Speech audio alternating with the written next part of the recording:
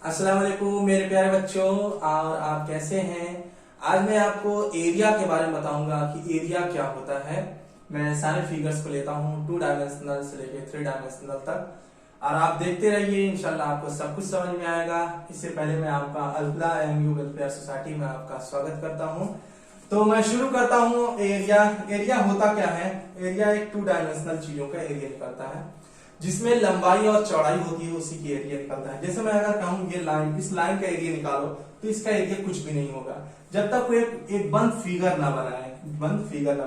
जब मैंने इस तरीके से बंद फिगर बना दिया, अब इसके बीच में अगर मैं जब रंग भरूंगा, ये मैं किसमें भरूंगा? एरिया में भरूंगा। ठीक है, तो एरिया मतलब जिसकी लंबाई और चौड़ाई हो। ठीक है, तो सबसे पहले मैं 2 डायमेंशनल एरिया में लेता हूँ।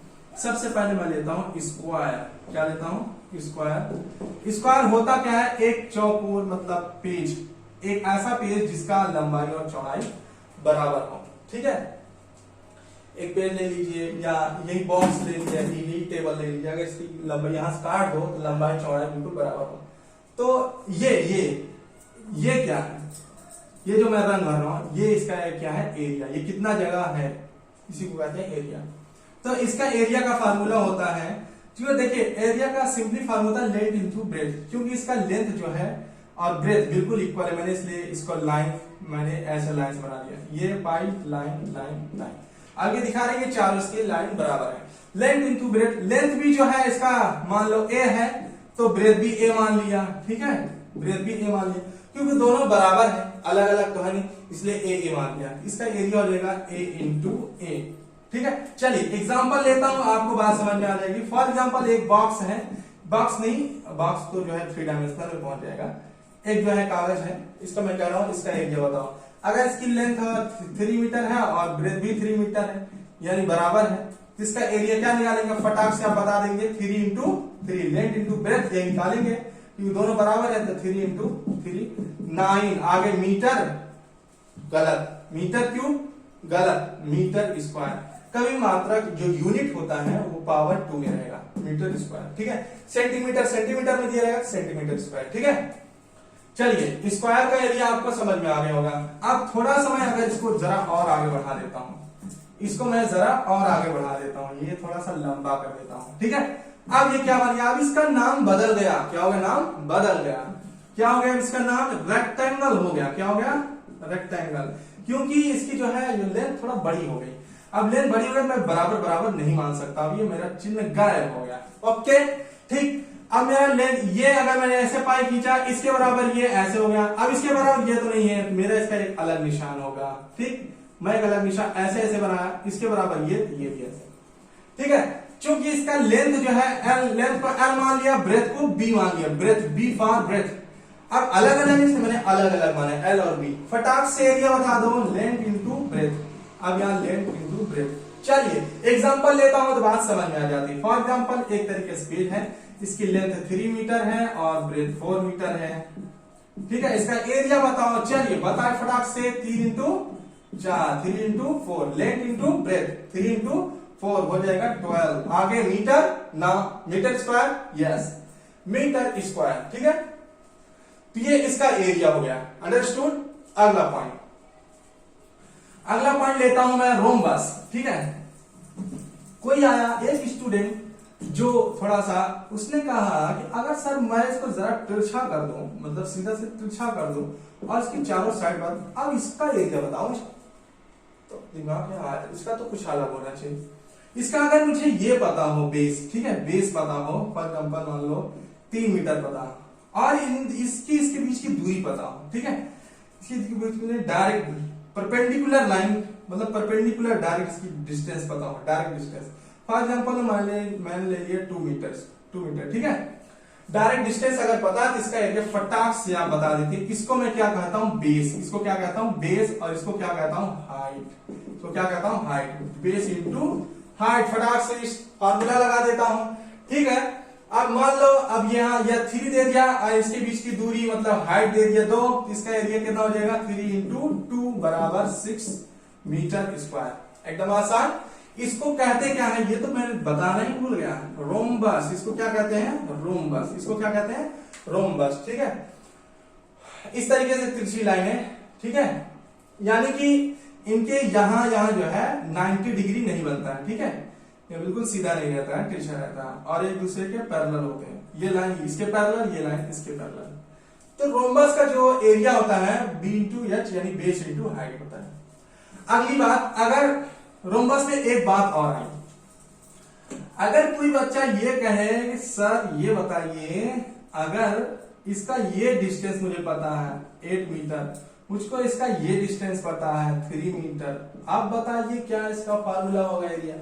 बात तो सही है यार, इसको तो बेस पता है ना हाइट पता है। इस तरह से इसको जो कोने से कोना जो लाइन होती है, ठीक है, नॉन कोलिनियल पॉइंट को जब मिलाने वाली जो लाइन होती है, इसको डायगोनल कहते हैं। इसको क्या कहते हैं? डायगोनल। इसको क्या कहते हैं? डायगोनल, ठीक है। और अगर ज्यादा समझना तो मैं बता देता हूँ फटाक से। जैसे मान लो इसमें डायगोनल क्या हो गया, यहां से यहां मिला, ये डायगोनल, कोना से कोना मिलाते जाओ डायगोनल। क्योंकि ये डायरेक्ट है, ये तो डायगोनल बन नहीं पाएगा, ये तो साइड हो गए, ठीक है। ये डायगोनल, ये डायगोनल, ये डायगोनल, यहां से ये डायगोनल, ये डायगोनल, ये डायगोनल। मेरे बात आपको समझ में आएगा डायगोनल क्या होता है, ठीक है। चलिए, आपको डायगोनल पता है तब एरिया कैसे निकालते हैं। एरिया होता है हाफ इंटू, इस डायगोनल को मान लो D1 मान लो, इस डायगोनल को मान लो D2 मान लो, इस डायगोनल, ठीक है। तो half into D1 into D2। Sir आपको अगर मैं 8 और 3 पता है तब फटाक से आप फार्मूला 1/2, एक डायगोनल D1 कितना है 8, 8 रख दिया, D2 कितना है 3 रख दिया, 2 1 2, 2 2 2 4 8, ठीक है, 2 4 जा 8, ठीक, 4 इंटू 3 कर देंगे 12 मीटर स्क्वायर। तो इस तरीके से आपको डायगोनल पता हो तो भी आप स्क्वायर उसका एरिया निकाल सकते हैं, इसका एरिया निकाल सकते हैं। अगला फार्मूला, अगर ये कहा जाए कि अगर मैं इसी को जरा लंबा कर दूं तब आप कैसे एरिया निकालेंगे। हाँ, बात तो सही है। चलिए, फिर भी मैं सोचता हूं, हाँ, जो रोम्बस का फार्मूला वही लगा दो भाई, कोई बात नहीं। ये डिस्टेंस मान लो, इन दोनों के बीच की डिस्टेंस पता है। देखिए, हमेशा याद रखो, कभी भी अगर किसी दो चीजों के बीच में डिस्टेंस, तो परपेंडिकुलर लाइन खींच दो, वही इसके बीच की डिस्टेंस होती है। ये डिस्टेंस हम कभी नहीं मानेंगे, तिरछी लाइन की डिस्टेंस नहीं मानते हैं, परपेंडिकुलर लाइन जो भी होगा।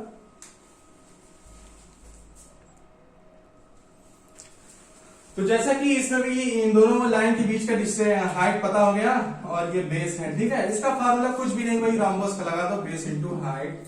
फटाक से मान लो बेस आपको पता है 3, हाइट पता है 7, ठीक है, फार्मूला लगा देंगे, बेस इंटू हाइट। बेस कितना है 3, हाइट कितना है 7, 7 3 जा 21 मीटर स्क्वायर। वेरी सिंपल है, बिल्कुल रोम्बस का फार्मूला आप लगा देंगे, बेस इंटू हाइट। बस इसमें है कि D1 इंटू D2 नहीं लगता है, ठीक है। अगला फार्मूला होता है ट्रेपीजियम का। ट्रेपीजियम में पॉइंट क्या है? ट्रेपीजियम,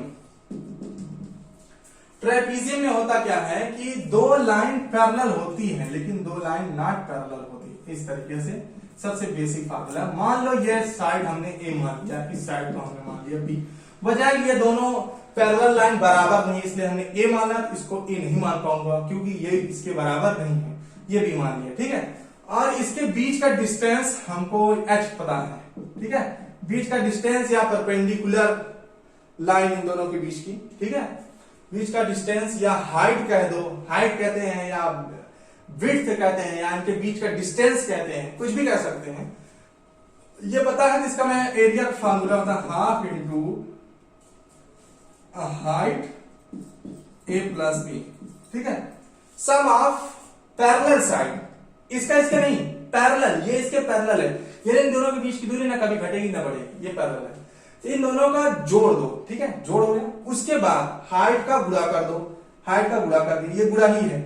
उसके बाद फिर आधा कर दो तो वो हो जाएगा ट्रेपीजियम का एरिया। जैसे मान लो मैंने इसको दे दिया 3 मीटर, इसको दे दिया 2 मीटर और हाइट दे दिया मान लो 4 मीटर, ठीक है, 4 मीटर, ठीक है, मैंने सब दे दिया था। फटाक से एरिया का फार्मूला लगा लो, हाफ इंटू हाइट मैंने कितना दिया 4 रख दीजिए, ठीक। उसके बाद बेस कितना, ये ए कितना 3 और वो कितना दिया 2, ठीक है, 2 दूना 4, 2 हो गया, एरिया बराबर। अब यहाँ 2 हो गया, अब 3 2 5, 2 और ब्रैकेट बीच में कुछ चिन्ह नहीं, इसका मतलब गुणा है, 3 2 5, 5 दूना 10, आगे metre 9 metre square, yes metre square. Area हमेशा स्क्वायर में रहता है, मीटर स्क्वायर या सेंटीमीटर स्क्वायर या किलोमीटर स्क्वायर, कुछ भी स्क्वायर करके ही रहेगा एरिया, ठीक है। इस पे आप हमेशा ध्यान रखेंगे। कभी कभी आपको एग्जाम में ऑप्शनल क्वेश्चन में यहाँ दिक्कत कर देता है, ठीक है। मीटर लिख दिया तब भी मार दिया, 10 आ गया हो गया आंसर, नहीं, आप यूनिट जरूर देख लीजिएगा, ठीक है। तो ये ट्रेपीजियम का एरिया का फार्मूला था, ठीक है। मैं बताता हूं आपको, अगर स्क्वायर, रेक्टेंगल, रोम्बस और क्या नाम है पैरेललोग्राम, इन सब का आपको अगर फार्मूला नहीं याद है एरिया का, तो अगर आपको सिर्फ ट्रेपीजियम के एरिया का फार्मूला याद है तो आप काम कर सकते हैं, ठीक है। जैसा कि मैं रखना चाह रहा हूं, चलिए देखता हूं।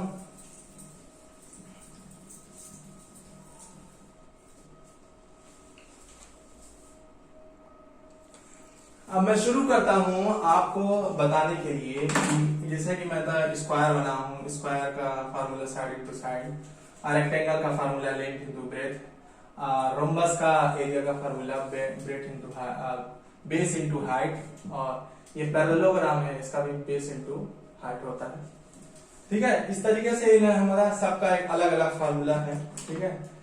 तो अगर आपको ये सारे फार्मूला नहीं है, अगर सिर्फ ये जनरल फार्मूला आपको याद है जो कि मैंने ट्रेपीजियम में बताया था, तो बिना इन फार्मूले के भी सिर्फ एक फार्मूले से इन सब का एरिया निकल जाएगा।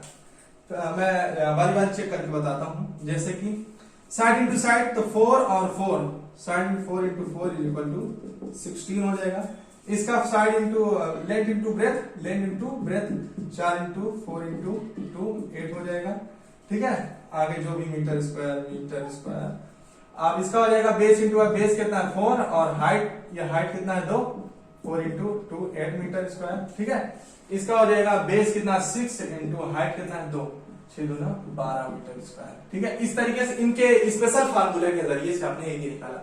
मैं सिर्फ इसी के जरिए से इसका भी निकाल के दिखाता हूं, ठीक है। जरा इसका निकालता हूं तो हाफ इंटू, अब हाइट कितना है, हाइट यही तो है इन दोनों के बीच की दूरी, 4 हो गया। अब साइड a प्लस बी यानी पैरेलल साइड, ये दोनों पैरेलल साइड हो गए, पैरेलल साइड का सम, पैरेलल साइड 4 और ये 4 तो हो जाएगा 4 प्लस 4 2 दूना 4, 2 इंटू 4 4 8, 2 8 दूनी 16 मीटर स्क्वायर निकला, 16 metre square, 16 metre square, clear. इसमें लगाता हूं, इसमें भी लगाता हूं, हाफ इंटू इन बीच की दूरी कितना है 2, यही जो ब्रेथ होता था यहाँ इसका हाइट हो गया 2। अब यहाँ सम ऑफ पैरेलल साइड, ये 4 और ये 4, ये 4 और 4 पैरेलल साइड का सम, पैरेलल साइड इन दोनों का सम कर दिया, ठीक। 2 2 काट दिया, 4 4 8 8 मीटर स्क्वायर। उसके जरिए से भी 8 मीटर स्क्वायर आता है, इसके जरिए भी 8 मीटर स्क्वायर, ठीक है। अगला इसका देखो, हाफ इंटू इनके बीच की दूरी कितना है 2, ठीक है, यही तो हाइट, इनके बीच की दूरी, सम ऑफ पैरेलल साइड 4 है, ये भी 4 है, 4 प्लस 4, 2 से 2 ऊपर नीचे कट गया, 4 4 8 मीटर स्क्वायर, वैसे भी 8 आया था, ठीक है। इसमें भी देख लेता हूं, हाफ इंटू इनके बीच की दूरी कितना है 2, सम ऑफ पैरेलल साइड, ये साइड और ये साइड 6 प्लस 6, इन दोनों से कट गया 6 6 12 मीटर स्क्वायर, ठीक है। इसका भी निकल गया। इसका मतलब अगर इन जनरल फार्मूला सिर्फ एक अगर आपको याद है, इसी फार्मूले पर रख के इन सबका एरिया निकाल सकते हो।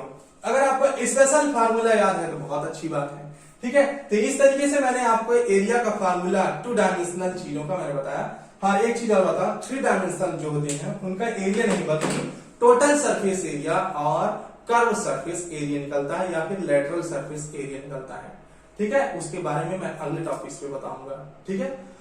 उम्मीद करता हूँ ये आपको सवाल समझ में आया है। मैं कुछ सवाल दे देता हूं आपके लिए ताकि आप लगे रहें, आप भी करते रहें, आपका भी एक्सरसाइज चलता रहे और आप भी मोटिवेट होते रहें। और अगर वीडियो आपको समझ में आ रही हो तो आप लाइक जरूर कर दीजिएगा, ठीक है। ओके, आपको मैंने चंद सवालें बताई हैं, जैसे कि आपके सामने हैं, ये मैंने चंद सवाल आपको दिए हैं। स्क्वायर में 5 मीटर और 5 मीटर दिया है, और रेक्टेंगल में 7 मीटर लेंथ और 5 मीटर ब्रेथ, और इस तरीके से अगले में रोम्बस दिया हूँ जिनके डायगोनल्स दिया हूँ, ना कि ब्रेथ और हाइट।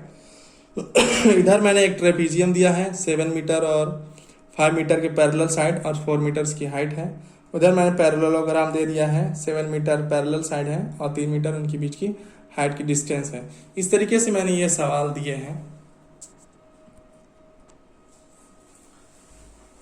हाँ, तो मेरे प्यारे बच्चों, अगर आपको बात समझ में आ रही है तो आप हमें सपोर्ट कीजिए, लाइक कीजिए, और हमें कमेंट करके बताइए कि आपको ये चैप्टर कैसे समझ में आया है। अगर कोई भी कमी हो तो आप हमें कमेंट करके बताइएगा, अगर कोई अच्छाई हो तो भी हमें कमेंट करके बताइएगा। इसी के साथ मैं आज इस चैप्टर को समाप्त करता हूँ। अगली बार मैं 3 डायमेंशनल के lateral surface area, curve surface area और जो है टोटल सरफेस एरिया के बारे में चर्चा करूंगा। ठीक है, ओके, शुक्रिया, थैंक यू।